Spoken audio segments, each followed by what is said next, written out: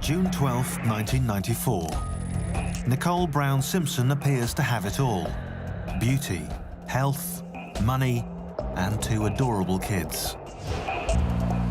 She's living the Hollywood dream. She was a diamonds and pearls kind of girl, but very spiritual. Always brought a smile on your face. For 7 years, she was married to football hero O.J. Simpson. O.J. really did worship her. I mean, really did.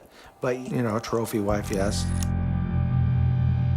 But behind that trophy wife image lurked an ugly secret. I can't believe anybody would hit a woman like that. It's just terrible. Her dream will soon be shattered, and a bizarre freeway chase will lead O.J. Simpson into a courtroom media frenzy.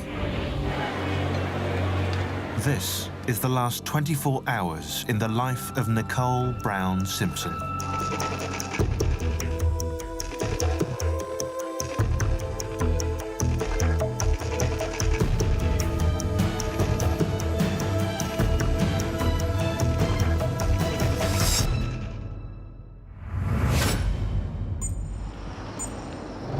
Los Angeles, California.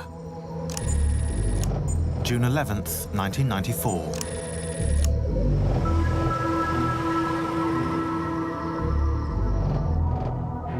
It's 10:40 p.m. and Nicole Brown Simpson is sleeping at home at 875 South Bundy Drive.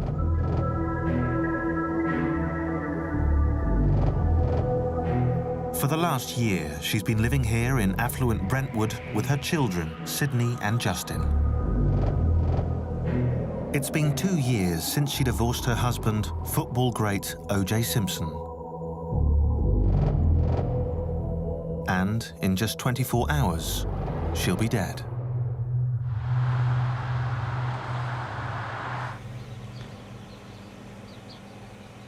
The next morning at 6:30, Nicole Brown Simpson is already up.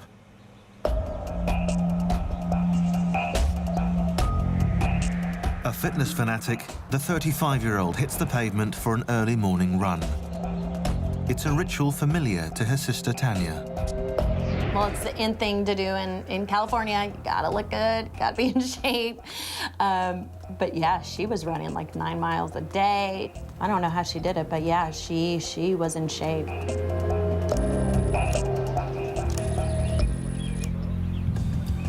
Meanwhile, less than 10 miles away at the Riviera Country Club, her famous ex-husband, O.J. Simpson, the retired football star and media celebrity, is also getting his early morning exercise. In his case, it's teeing off with his Hollywood cronies. Golf is now his major sporting passion. And tonight, he's set to fly to Chicago to host a celebrity golf tournament for Hertz Rent-A-Car, the company that keeps him in the multi-millionaire bracket.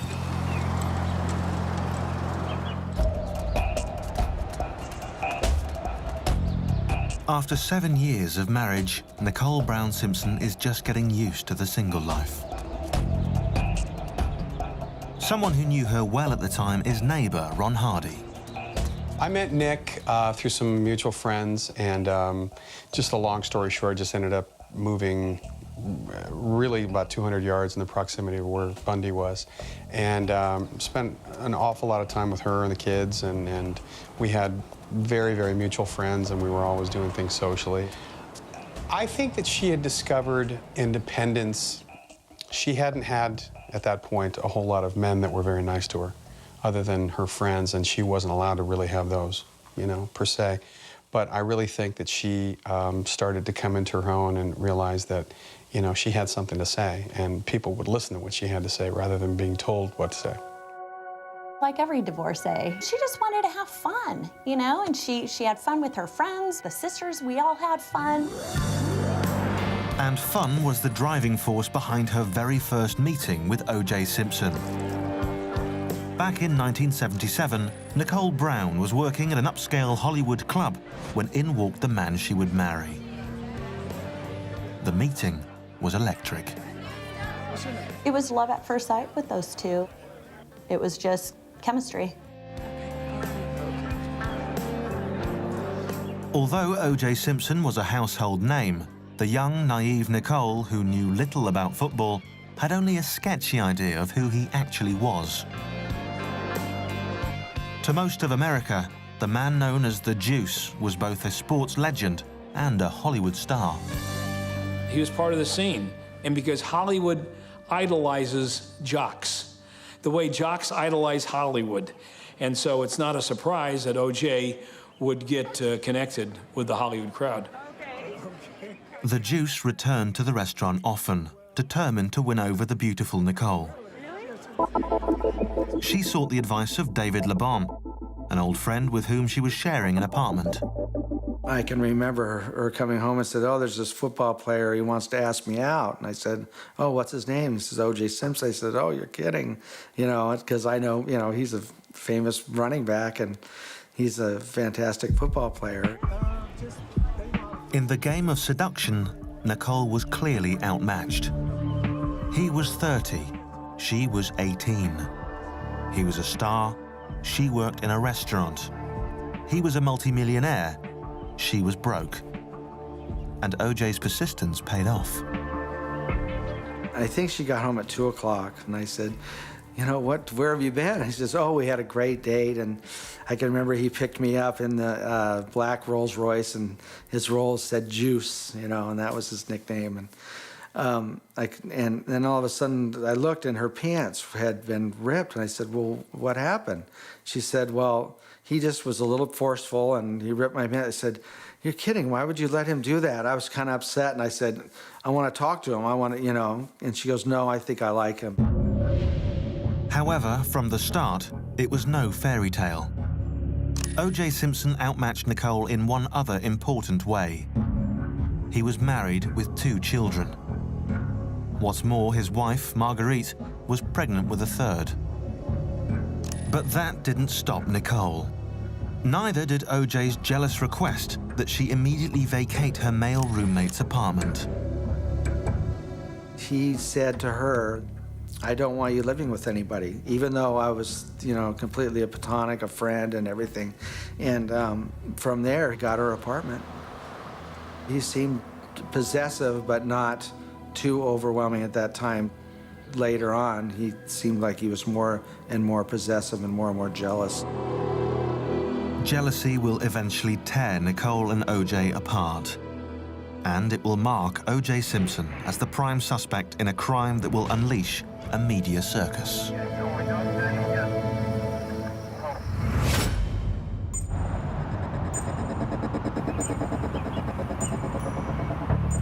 June 12, 1994, Los Angeles.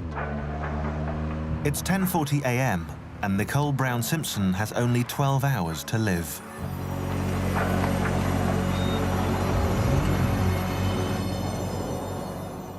As usual, her life centers on her kids. She would do anything and everything for those 2 kids. And she was a kid herself. She spends the morning buying them toys.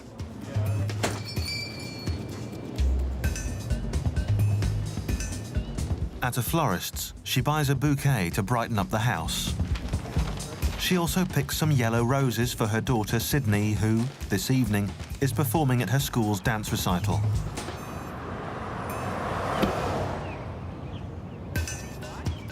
The healthy alimony payment she receives from O.J. Simpson allow her to live the life of the rich and famous, like the rest of her neighbors in posh Brentwood, California. Shopping sprees and Ferraris, however, are a long way from Nicole's modest roots.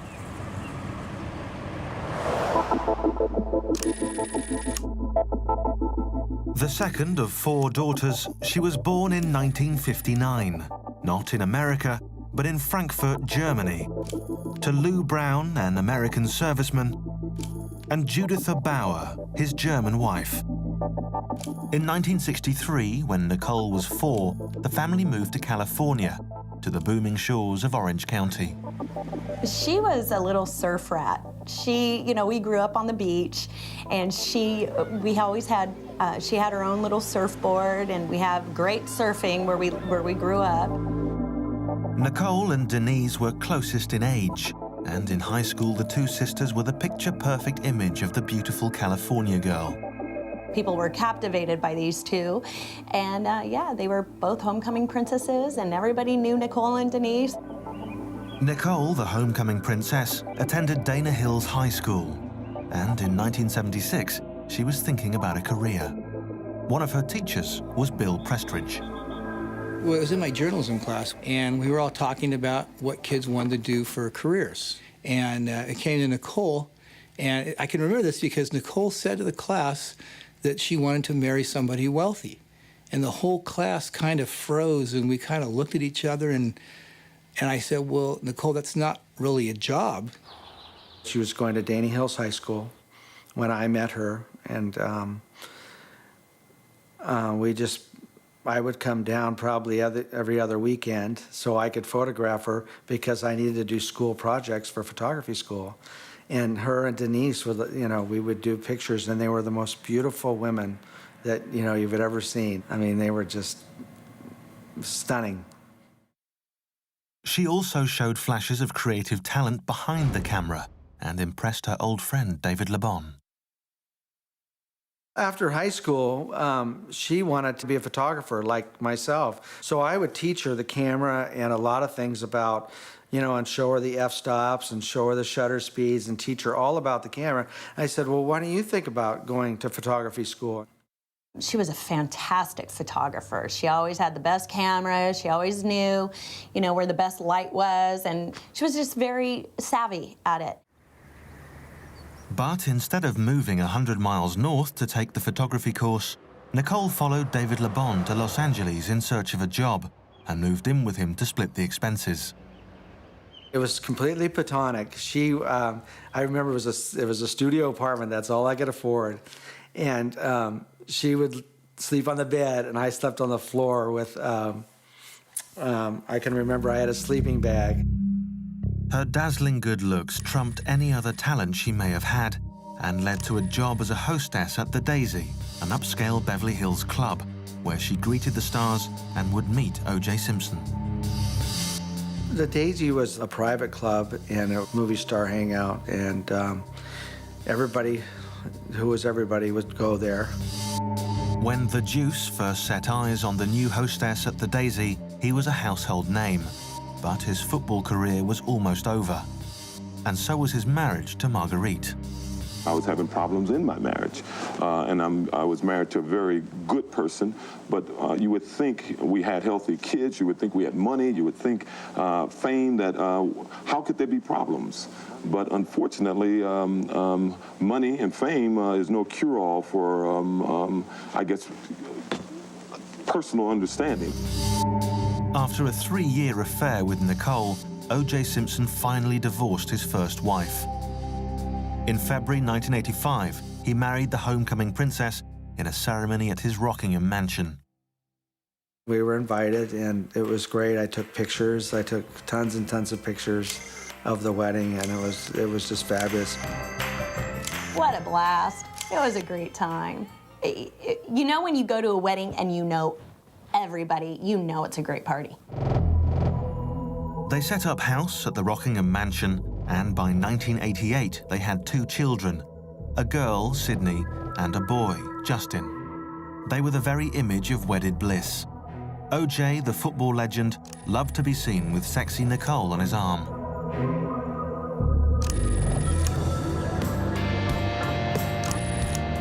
For her part, Nicole was living the Hollywood dream, and she took to it like a duck to water. The thing she liked about it was the going to charity functions, meeting a lot of these stars that they'd run into and all the people with money. She didn't turn out to be one of these celebrity wives that would just go out and really want to be in the limelight. She was not that type of girl. Sure, she did the Hollywood glam scene, but really, you would never see Nicole without her flip-flops. She was always in shorts. She was I call her an elegant, glamorous hippie chick. She was a diamonds and pearls kind of girl, but very spiritual. Always brought a smile on your face. You were down, she was there to lift you up. By 1988, she had a $5 million mansion surrounded by the cream of Hollywood. She had a condo in New York, a $2 million seafront house at Laguna Beach. No, it was a beach house. Sure, it was nice furniture and stuff, but it was just kids, beach, sand, chewing gum, bathing suits, shorts, flip-flops, you know, just that's who she was. And, of course, his and her Ferraris. She had this Ferrari. It was a beach car. We would take it down to the beach. So it's not that she disrespected things, but she just didn't care. And the good life was punctuated by endless vacations, often with her sisters in tow. Oh gosh, we would go skiing. We went to Hawaii together. I would take care of the kids sometimes, and we'd go to New York together. It was just, there were happy times. It wasn't all bad. Just like a lot of the victims, it's not always all bad. And just unfortunately, when it was bad, it was bad. Behind the cars, the vacations, and the luxurious properties lay a fatal flaw in Nicole's seemingly perfect marriage: O.J.'s volatile temper. Tormented by jealousy, the football legend frequently flew into rages. But Nicole was feisty and stood her ground. Nicole was interesting. She could just push his buttons, and actually he could go off. Unfortunately, if I would have known more about it today, I mean, looking back at it, you know, I would have changed some things if I could. You know, it's really... O.J. is a very, very, very controlling person. It was always about O.J. It was always O.J. this, O.J. that. I mean, that's just how he was. Not knowing what to do, Nicole turned to therapist Dr. Susan Forward. Nicole was a very complex woman. The situation was a very complex situation. When you're married to a superstar who's making tons of money, and there's a glamorous lifestyle, the benefits were such that she didn't see the reason to leave. They always hope it's going to get better. I didn't see anything bad. All I saw was the good, because victims of domestic violence, they keep it very quiet. You know, they don't tell anybody what's going on. So when this whole thing happened, I was in disbelief. And I didn't even know what this domestic violence stuff was until this happened. Long before they were married, Nicole was jolted by the violence of O.J.'s dark side. During an argument, he smashed the windshield of their Mercedes. Being a football player, I think there was probably still some violence in him. There is a huge amount of domestic violence with professional athletes, huge, especially football players, because they live in a violent world, and they are besieged by women. They get the idea that they're really hot stuff, and they can do anything they want to do. He did have a collection of knives, and when he found out that was one of her fears, he would use that against her. My wife told me that Nicole talked about being worried, concerned that O.J. said that he was going to slice her up. The ongoing fights escalated, and Nicole was so afraid that she called the police. Very soon, they'll be called for the last time to investigate a brutal double murder. June 12, 1994, 11:30 a.m., Los Angeles. Nicole Brown Simpson has spent the morning shopping for her kids. She's bought a dozen yellow roses for her daughter Sydney, who tonight will be performing at a recital. It will be the last time she will see her 8-year-old daughter dance. In 11 hours, Nicole Brown Simpson will be dead. Less than 10 miles away, after his round of golf, her ex-husband, O.J. Simpson, plays a leisurely game of gin rummy at his country club with his Hollywood friends. Later, Simpson would say that he was killing time before attending Sydney's dance rehearsal and then catching a flight to Chicago. It's a long way from brawling in San Francisco's housing projects where Simpson was born in 1947. Orenthal James Simpson hated his name. Even as a child, he was known as OJ, or, inevitably, the Juice, a name that stuck with him throughout his football years.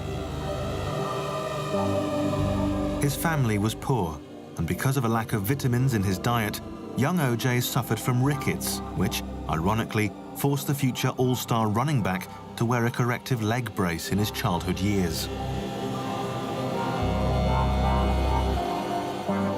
As a teen, he often got into street fights and did time in a juvenile detention center. But young OJ was determined to become a somebody.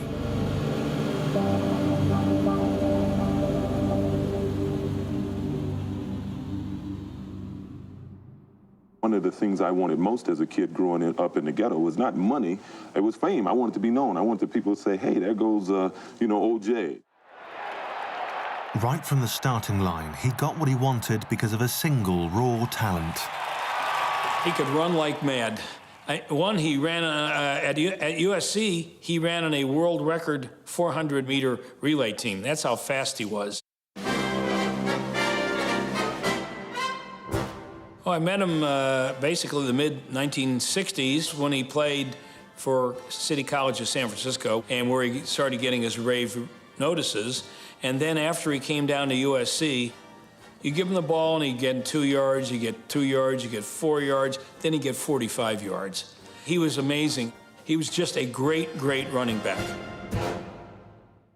By 1969, the 22-year-old Simpson was the #1 NFL draft pick and signed with the Buffalo Bills for $350,000, a huge sum at the time. He cracked one record after another. The most rushing yards gained in a season, the most rushing yards in a single game, most touchdowns in a season. But OJ also had a second gift. He could charm the devil. And that charm led to work in front of the camera and plunged OJ into the strange world of celebrity. And the poor boy from San Francisco couldn't get enough. There isn't a great athlete who's not egotistical. You have to be. So egotistical, in fact, that he was driven to win even the friendliest of games. I think he probably fudged on his card a little bit, but I wasn't the greatest golfer in the world, and I didn't fudge. He would always have to win at Monopoly. Just anything. He had to win, no matter what it was. He was the winner. And it was whenever we went out somewhere, it had to be about OJ. And that's the way these people think. I'm special. And from the time great athletes, are about 7 or 8 years old, people kiss their behind because everybody wants to be associated with a winner. And so the little peccadillos start getting larger. And the kid has learned, I can get away with anything. So why shouldn't he think that way when he gets older? For Simpson, getting away with it became a way of life. Not just at play with his pals, but also at home. In the early hours of New Year's Day 1989, his 4-year marriage to Nicole hit a new and violent low. Answering yet another domestic disturbance call, police arrived at OJ's mansion. They rang the buzzer outside the gate, but the housekeeper refused to let them in.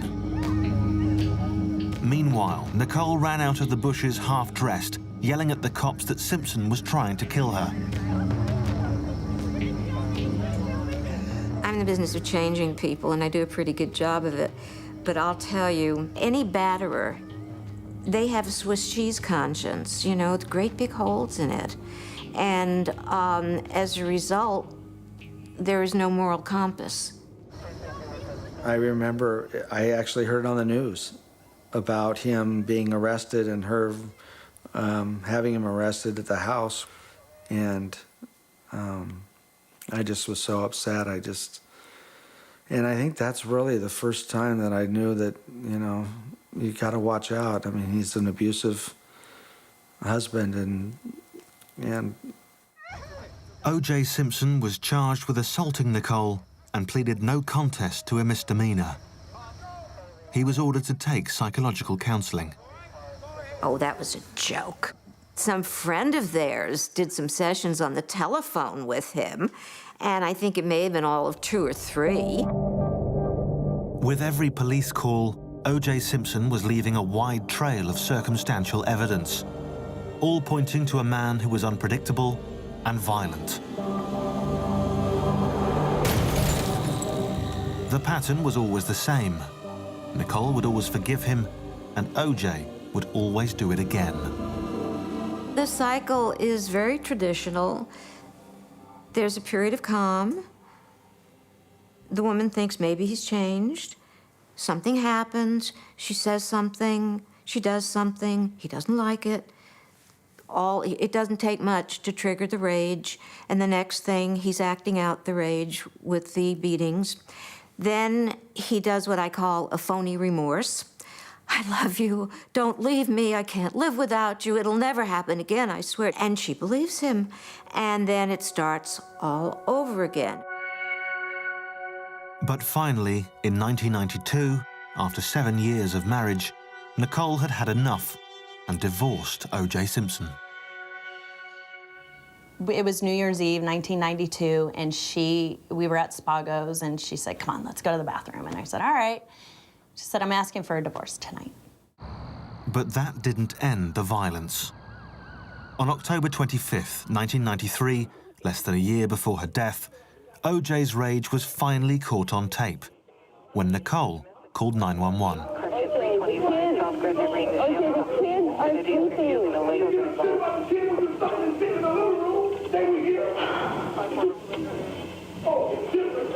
He threatening you?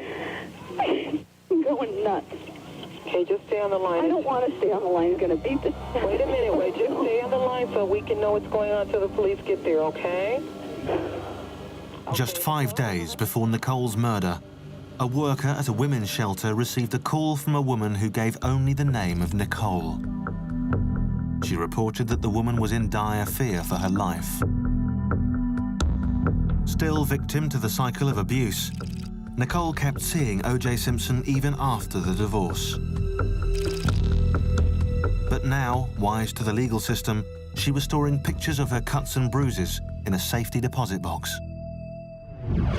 Denise would take pictures of her face and her bruises so they could have proof of the abuse, so she could have the children, because she was worried about her children. And if you ever saw those pictures, it was terrible. I mean, he really, I was so upset at that. I just, I couldn't believe anybody would hit a woman like that. It's just terrible.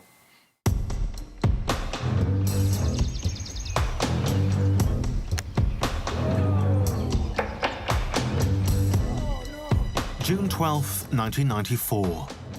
At exactly 2:18 p.m., O.J. Simpson calls his ex-wife from his country club. A waitress working at the club would report that O.J. was engaged in a shouting match on the telephone.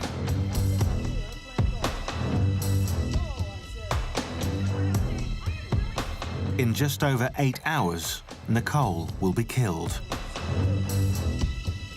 This phone call, along with others made on that day by O.J., Nicole and her family, will help establish a timeline that will become increasingly important in the double murder investigation that's yet to come.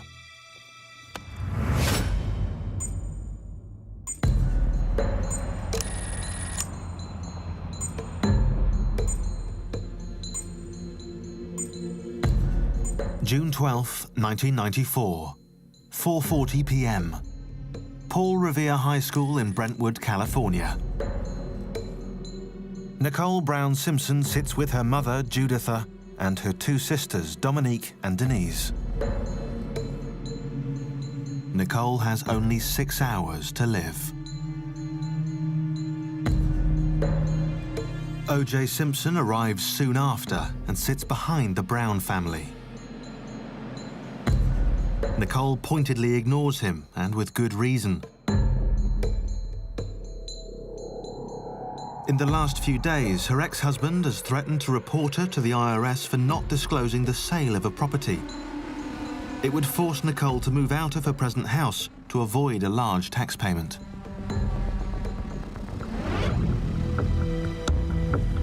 Two years earlier, after being granted a divorce from OJ, Nicole had truly thought she could start her life anew, free from OJ's interference.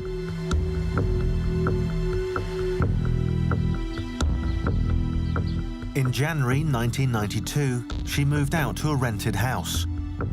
She was later awarded a cash settlement of almost $500,000, as well as $10,000 a month for child support. She also kept the Ferrari.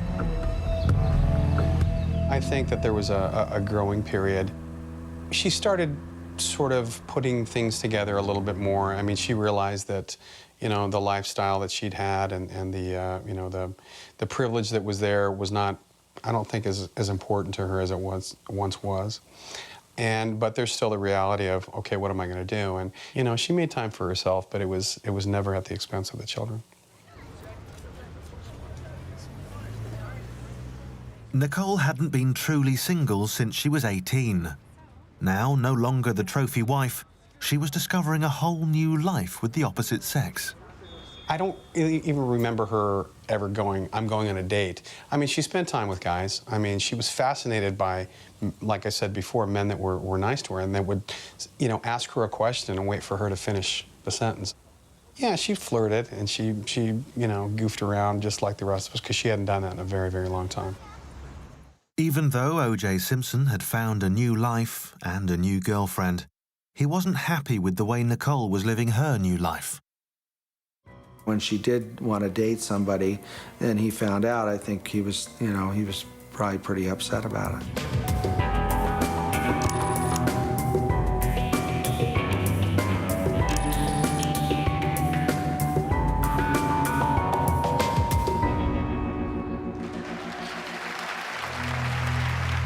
By the time of the dance recital, Nicole's anger is red hot because of O.J.'s threat to report her to the IRS. She refuses to acknowledge he's even there. He was rejected at the daughter's dance recital. You can't reject an obsessor. They just, that's when whatever demons they have really kick in.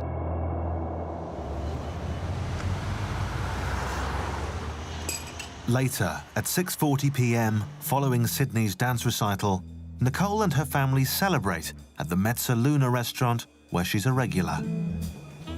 Mezzaluna was a neighborhood Italian restaurant, very casual. 25-year-old waiter Ron Goldman greets and chats with Nicole and her family. They're casual friends.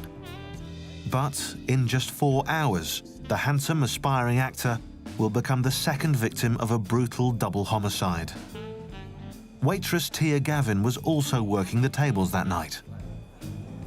Ron Goldman and I discussed, we looked at the reservation book, which you do, to see what to expect and what to get ready for. And he said, oh, I know these people. I'd rather not wait on them because I know them. And it's not fun to wait on people you know. And so I was more than pleased to take a nice big table like that. Nicole orders spinach and cheese rigatoni and a bottle of good Chianti. The meal is festive. But 4 hours before her death, Nicole makes a startling confession about O.J. Simpson to her mother. You know, the night that she died, my mom said, she leaned over to me and said, he will always be my soulmate. After everything that she had endured, he will always be my soulmate. So, yeah. So they had something. And that something was co-obsession. Not just one person is obsessed, but the other person is as well. And there's a rejection and a coming back together, and a rejection and a coming back together. And I think that that's probably what was going on here. At around 8:40 p.m., Nicole pays the check. She has just 2 hours left to live. I think they all pretty much got up and left around the same time. They might have been saying goodbye to each other outside the front door as, the one family went off in one direction. Detective Tom Lang headed the homicide investigation and would later piece together the chain of events. After dinner, they strolled across the street. Nicole's mother and father, Lou and Juditha, left the restaurant and got into their car and drove away. Unbeknownst to Juditha at the time, she dropped her glasses in the gutter. After leaving the Mezzaluna restaurant, Nicole, Justin, Sydney, and Sydney's friend go for ice cream. They then head back to Nicole's townhouse, where Sydney's friend is picked up by her mother and goes home. For the kids, it's the end of a wonderful day. At the same time, O.J. Simpson and actor Kato Kaelin, who lives rent-free in Simpson's guest house, take Simpson's Bentley to pick up some food. The ex-football star orders a burger, and Kaelin opts for the chicken sandwich with fries. They drive back to Simpson's Rockingham house with O.J. munching the burger and Kaelin saving his meal to eat at home.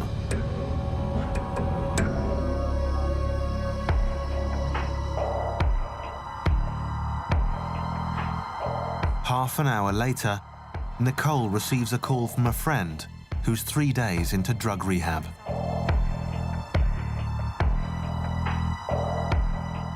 She puts the kids to bed and receives another phone call, this time from her mother. Phone records show 9:42 p.m.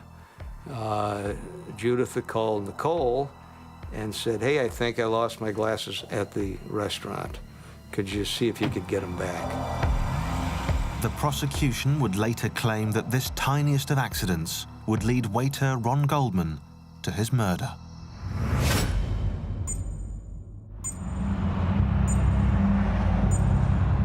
June 12, 1994, Los Angeles, California. It's roughly 10 p.m. Earlier, Nicole Brown Simpson's mother, Juditha, had accidentally dropped her glasses as she left a restaurant with her family. Nicole phones the Mezzaluna, where waiter Ron Goldman tells her they've been found. Ron said, you know, I'm friends with Nicole. I know where she lives. I can drop them off at her house when I go home.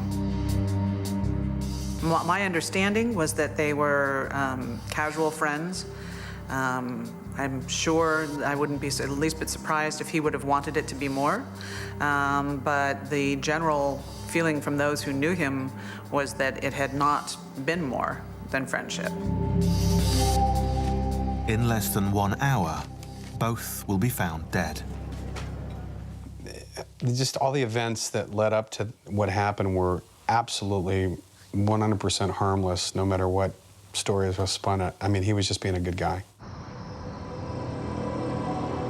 At the same time, at 10:03 p.m., Simpson is busy trying to reach his girlfriend, but there's no answer, and he leaves no message.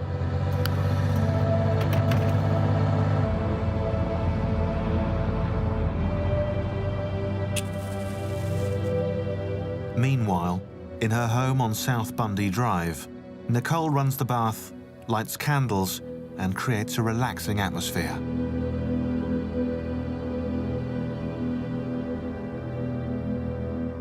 For his part, Ron Goldman is wrapping things up at the Mezzaluna.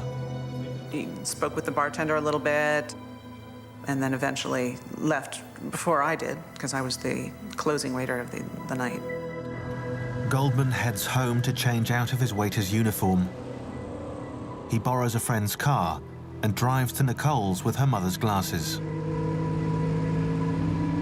The front door of the residence was wide open.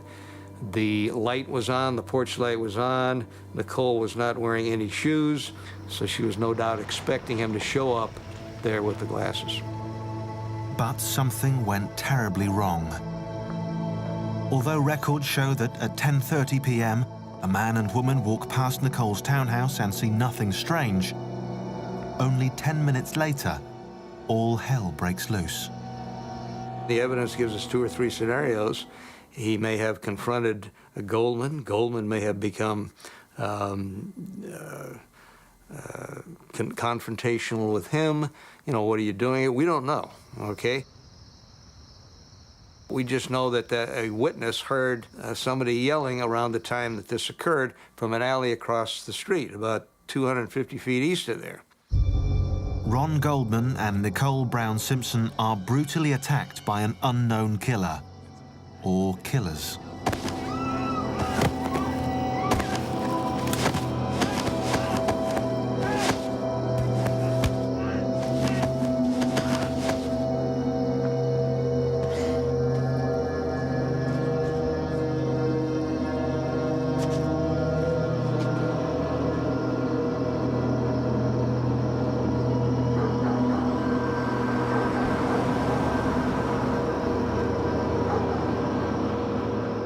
The two victims are left dead in a pool of blood outside the house, carved up with a knife. The bodies are covered in stab wounds. Nicole's head is barely left attached. 20 minutes earlier, at 10:20 p.m., a limo had pulled up at Simpson's Rockingham home to take him to the airport and his business trip to Chicago. But the driver couldn't reach anyone on the intercom. While waiting, he saw a man walking across the property in the dark, heading for the house. He says, "Oh, it looks like him now. I think I'll try it again." So he calls, and Simpson answers, "Yeah, I'm rushing around. I'll be right. I'll be down there in a few minutes." He comes down, closer to 11.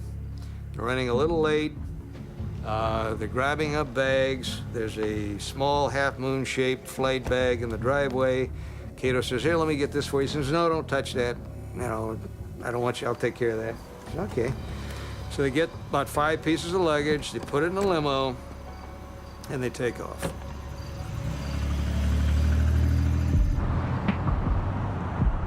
Now, more than an hour later, with O.J. Simpson boarding a flight for Chicago, a mysterious trail of bloody footprints will lead to the scene of the murder.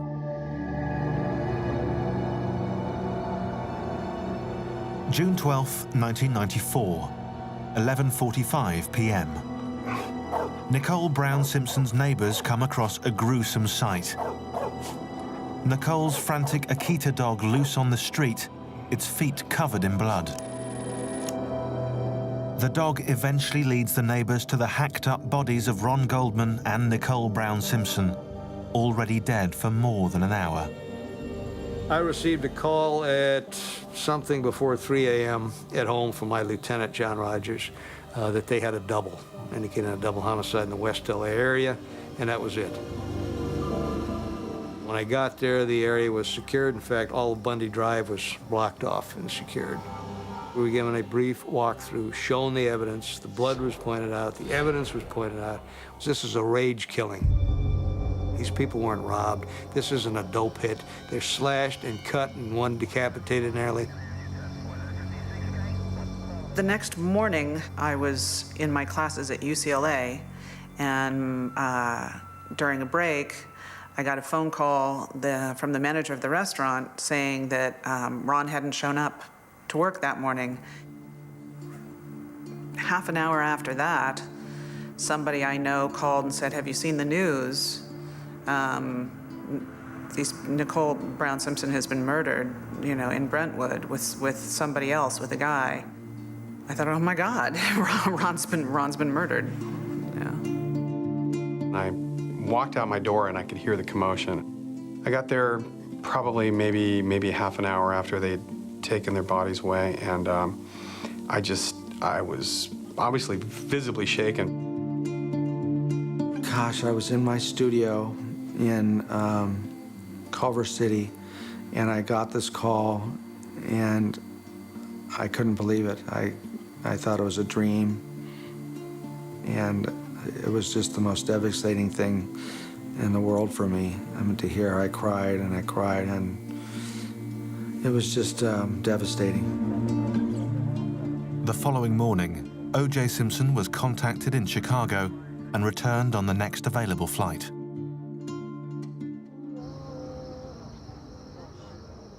There was a wake. I didn't go to that. And then on Thursday, it was her, you know, it was time to to see her off, and it was very difficult. It was very difficult. At one point, O.J. kind of came up and shook my hand and thanked me for being her friend, but it was very surreal to me because I started putting together what possibly the scenario could have been, and it was very awkward and uncomfortable. And then the news was out. Simpson was charged with the double murder. In a bizarre attempt to avoid arrest, O.J. Simpson took off with his friend, A.C. Cowling, in his white Bronco, and the slow, iconic chase began on the California freeway. Simpson held a gun to his own head while the police, on a cell phone, convinced him to turn himself in.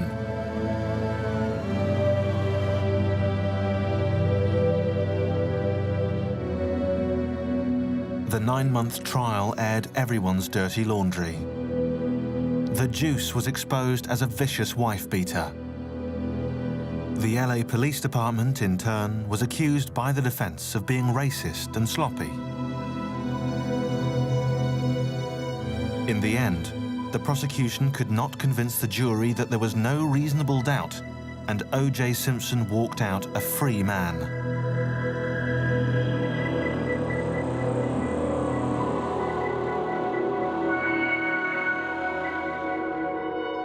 However, the Browns and the Goldmans filed a civil suit against O.J. Simpson and won. He is yet to pay the $33 million in damages. The memory of Nicole Brown Simpson is forever preserved through a foundation dedicated to stopping the cycle of spousal abuse. She wasn't the battered woman that everybody knows about her. She was alive and fun and funny. Oh my gosh, she was so funny. I mean, she's just the sweetest gal, and that's why it's so hard now, because I really miss her. Just vibrant and funny and beautiful and not aware of her beauty that way. I mean, there wasn't a conceited bone in her body. Yeah, I miss the living daylights out of her. I miss that phone call. I miss her voice. It's sad. But, you know, I cry because, yeah, I miss her.